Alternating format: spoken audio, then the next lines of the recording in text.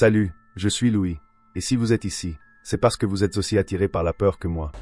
J'ai regardé la lente ouverture de la porte de la chambre. Je pensais que c'était mon père qui s'était levé pour aller aux toilettes, mais je ne l'ai pas entendu partir. Alors j'ai pensé qu'il avait simplement ouvert la porte pour laisser entrer plus d'air. Par conséquent, je ne me suis pas autant concentré. Je n'ai pas ouvert les yeux et j'ai continué à essayer de m'allonger. Mais juste à ce moment-là, j'ai entendu les moqueries moqueuses d'une jeune fille. Bonsoir à tous les membres de Frequentia Paranormal. Je vous écris dans le but de vous raconter une expérience théâtrale que j'ai vécue dans ma jeunesse. À cette époque, j'avais à peine 11 ans, et c'est quelque chose qui, depuis ce moment, m'a donné la conviction qu'à côté de ce que nous observons, il existe un monde spirituel. Un monde qui est plus proche de nous que nous ne le pensons, et seule une ligne très délicate et très fine nous en sépare. Je crois que cet obstacle est si fragile que parfois des circonstances et des scénarios comme celui que je vais vous raconter ci-dessous se produisent. Cela s'est produit en 1990 et je n'ai rien enduré d'aussi grave depuis ce jour. Pendant cette période, nous résidions dans un ranch dont mes parents avaient la garde. Les responsables devaient le gérer, nourrir les animaux et assurer l'entretien de tout ce qui était nécessaire, des véhicules au bâtiment en passant par tous les équipements existants. Le champ était très éloigné de toute ville et nous n'avions pas d'électricité. Pour rester illuminés lorsque le soleil se couchait, nous utilisions des bougies et d'autres outils fabriqués à partir de récipients en verre, de mèches en jean et de diesel. Uniquement pour partir en patrouille à l'aube et surveiller le ranch, nous utilisions des lampes à piles. Ma famille à cette époque était composée de mes parents, d'un frère légèrement aîné, de mes 2 sœurs cadettes et de moi. La cabane où nous vivions n'était composée que de 2 espaces, l'un était la chambre à coucher et l'autre la cuisine. Une de chaque côté, divisée par un petit couloir. La salle de bain était au-delà de celle-ci et nous devions sortir et faire quelques pas pour y accéder. C'était l'été, la nuit où cette terrible expérience s'est produite. Mon frère et moi connaissions une forte chaleur. Nous avons donc choisi de nous allonger à l'extérieur des chambres du couloir. Celui-ci n'avait qu'une porte grillagée cyclonique, qui empêchait les chiens d'entrer dans la petite maison. Nous avons fait une couche avec du carton en dessous, et sur le dessus, nous avons étalé diverses couvertures pour éviter de nous allonger directement sur le sol. C'était la première nuit où nous dormions dehors.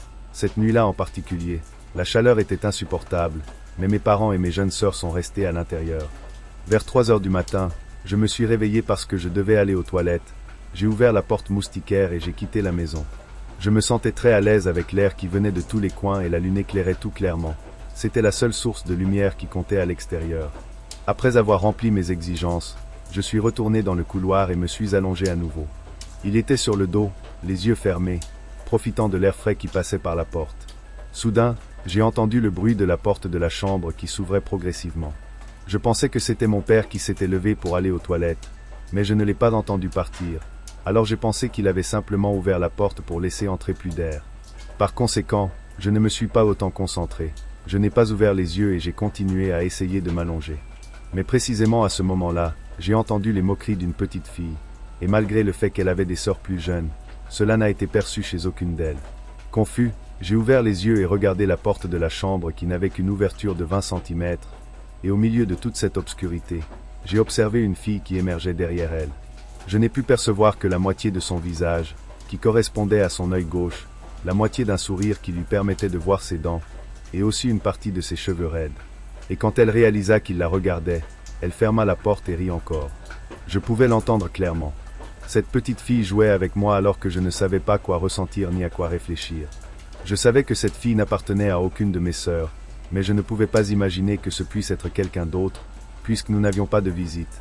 Elle n'était pas accompagnée d'autres parents ou amis de mes sœurs. J'étais paralysé, allongé là, regardant la porte et étonné de ce qui se passait.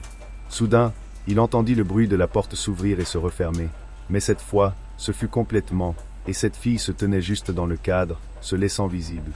Et juste à ce moment-là, j'ai éprouvé la peur la plus profonde que j'ai jamais eue dans toute mon existence, car à ce moment-là, j'ai compris que j'avais tort.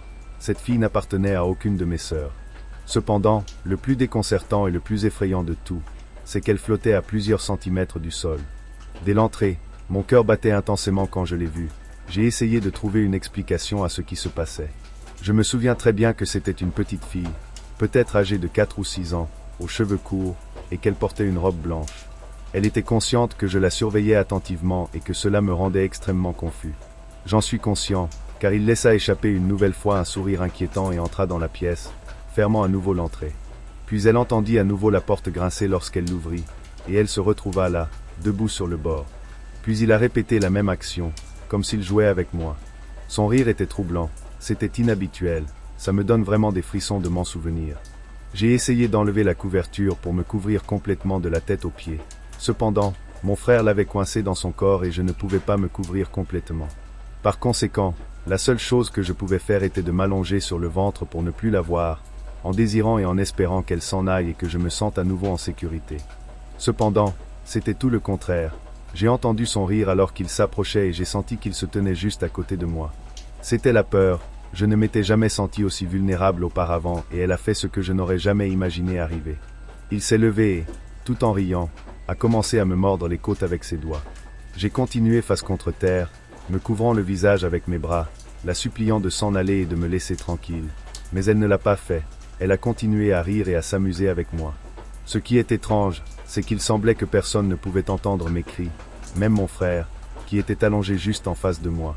Finalement, après plusieurs secondes ou minutes, depuis l'intérieur de la pièce, mon père m'a demandé ce qui m'arrivait, puis il s'est levé et a quitté la pièce avec une lampe à la main. Au même instant, j'ai arrêté d'entendre le rire de la petite fille et elle m'a laissé tranquille. Je pense que c'est à ce moment-là qu'il s'est caché, puisque je ne l'ai pas retrouvé par la suite. Mon père est sorti et m'a demandé si tout allait bien. Je me levai et entrai immédiatement dans la pièce. J'étais très confus et presque sur le point de pleurer. Je lui ai raconté tout ce qui s'était passé et je pense qu'il m'a soutenu dès le premier instant, puisqu'il m'a dit qu'il valait mieux que je couche à nouveau avec eux. C'était la première et la dernière nuit où j'ai dormi dehors. Désormais plus calme, elle ne m'a pas expliqué comment la petite fille faisait pour ouvrir la porte, puisque nous la laissions toujours attachée avec un fil de fer pour empêcher mes sœurs de sortir la nuit dans les champs. En fait, elle l'a ouverte comme si de rien n'était, et quand mon père s'est levé pour regarder ce qui se passait, il a d'abord dû tirer sur le fil pour ouvrir l'entrée. C'est l'un des nombreux événements dont je ne comprends pas comment cela s'est produit, à part le fait que mon frère ne s'est réveillé que le lendemain matin et n'a rien remarqué. Jusqu'à présent, 33 ans plus tard, je ne sais pas qui aurait pu être cette fille, car, heureusement, c'est la seule fois où je l'ai vue. Quand je me souviens de cette expérience, je ne peux m'empêcher d'éprouver des frissons. Cependant, après mûre réflexion, je considère que cette petite fille n'était pas mauvaise, mais plutôt un esprit agité et joueur qui, ce soir-là, a choisi de s'amuser avec moi. Cependant, pendant qu'elle riait, je m'évanouissais de peur. Comme je l'ai déjà mentionné, c'était la seule fois où il se présentait à moi, mais à partir de cette nuit-là, nous n'allions plus nous coucher sans allumer une bougie et demander son esprit. Je pense que cela a contribué à ce que nous ne la revoyions plus. J'espère que vous avez aimé votre histoire. Je vous remercie de m'avoir donné l'occasion de vous écouter.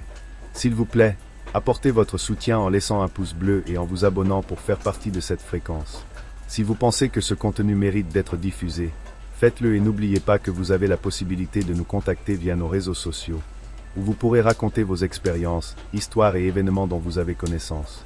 Nous serons extrêmement heureux de les raconter pour vous tous, en vous accordant la reconnaissance correspondante. Pour toi,